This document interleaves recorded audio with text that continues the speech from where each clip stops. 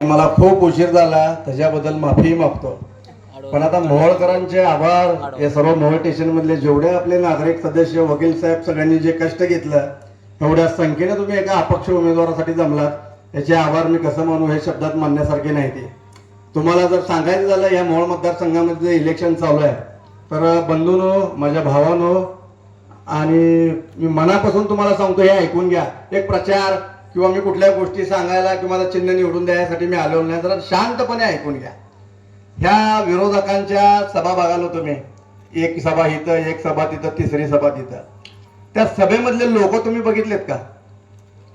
तुम्ही वडवळला जावा, तुम्ही अजून कुठं 3-4 ठिकाणी त्यांच्या सभेला जावा, तेच लोक त्यांना हाजरीवर घेऊन जातात. तेच त्या महिलांना तिथे घेऊन जातात. त्यांना ते 500 रुपये हाजरी देतो म्हणते. त्यांना 6-7 तास उन्हात बसवलं जातं. काल तर रात्री 2:30 वाजेपर्यंत त्यांना बसवलं. 500 रुपये हाजरी देतो म्हणायचं आणि 250 रुपये द्यायचं असं लोक सांगाले. त्या महिला ज्या तुम्ही ज्या गावातनं त्यांना घेऊन जातात त्यांना एवढा त्रास द्यायला त्यांचा तळतळाला आणि त्यांचा पाप तुम्हाला लागेल का नाही हे तुम्हीच मला सांगा. किती त्रास व्हायला. आज मी मोहोळ स्टेशनला येत असताना माझे हजारो लोक मी घेऊन आलो असतो पण मी आलो नाही. सरांनी बोलवले. आमचे वकील साहेबांनी मला 2 दिवसात जे प्रेम दिलं आणि एवढ्या संख्येने तुम्ही जमलात त्यांच्याबद्दल परत एकदा तुमचे आभार मानतो. मला एक सांगा, हे जे लढाई आहे, हे जे युद्ध आहे, हे काय चाललंय? हे कुठली दलाली चालले? हा जो उमेदवार आहे हा खरे हा तुम्हाला मान्य आहे का? हा काय राष्ट्रवादी काँग्रेसचा सामाजिक कार्यकर्ता आहे? त्यांनी 10-15 वर्ष काम केले का काँग्रेसमध्ये काम केले? एका रात्रीत त्या शिकलेले आमची सिद्धिताई कदम तिथं तिकीट कट केलं जातं आणि 1-2 तासात आम्ही राजीनामा देतो म्हणून पवार साहेबांना प्रेशराईज करून त्याला तिकीट दिलं जातं. तर त्यांना काय झालंय, आम्ही काय बी निर्णय घेऊ दे, आम्ही कुणाला बी तिकीट देऊ दे, आम्ही काय बी खाऊ दे, जनता आमच्या पाठीमाग आहे ना, त्या जनतेच्या तुमच्या जीवावर ही चाललेली त्यांची डेअरिंग आहे. तरी संपून टाका. हा कोणाचा खरे?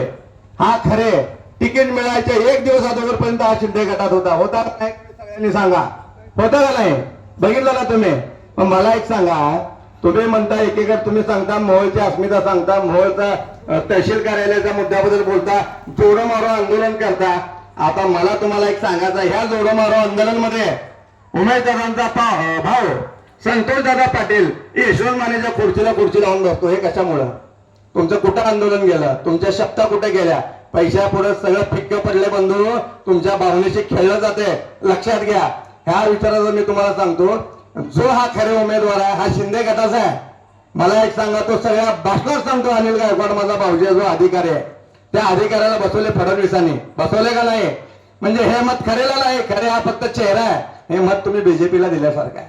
हा यशवंत मानेचा तर विषय सोडा हो. तहसील कार्यालय तिकडे नेलं यशवंत मानेने, त्याची विकेट तवाच उडवले. तो कधी आयुष्यात निवडून येऊ शकत नाही. त्यामुळे मी त्याला गिनतीत पण आम्ही धरत नाही. लक्षात घ्या वकील साहेब.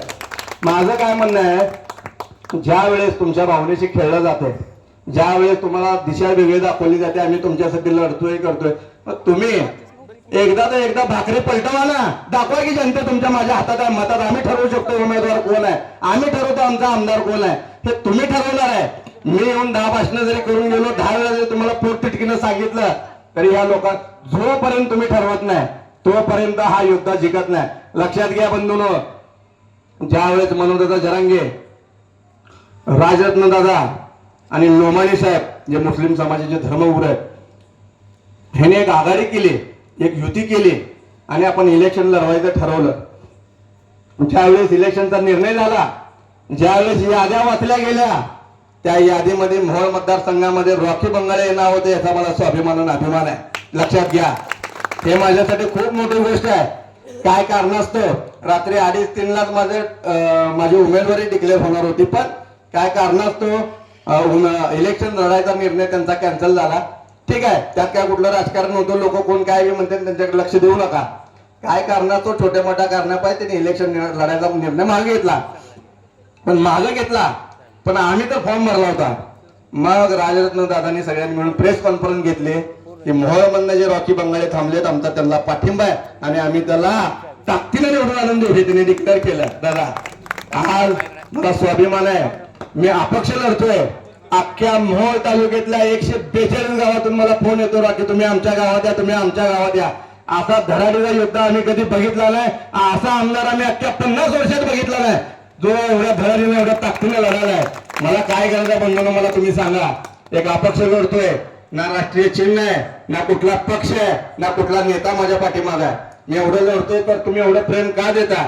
मोहोळकरांनी ओळखलंय की या मोहोळसाठी लढाव तरी अजून सोडून रान मसल्याचा हा वागच रडाव हे मोहोळकरांनी ओळखलंय.